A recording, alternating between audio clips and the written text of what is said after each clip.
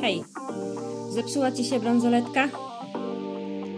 A Ty nie masz dodatkowego sznurka, żeby zrobić porządną regulację? Spoko, to się da zrobić. Pokażę Ci teraz najprostszy sposób wykorzystania supełków, aby zrobić sobie regulowaną bransoletkę z bransoletki. To jest bardzo proste. Bierzemy bransoletkę, zawijamy i teraz jednym końcem dookoła sznurka drugiego zawijamy, przekładamy, zaciskamy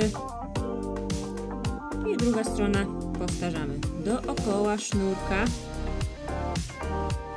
O tak, zaciskasz i voilà, masz regulację. Oczywiście polecam końcówki obciąć, przypalić. Jeżeli sznurek nie jest topliwy, to zostaw sobie ten kawałeczek sznurka na wszelki wypadek. Im mocniej zawiążesz sznureczki, tym mocniej będzie trzymać. Dzięki bardzo. Miłego dnia.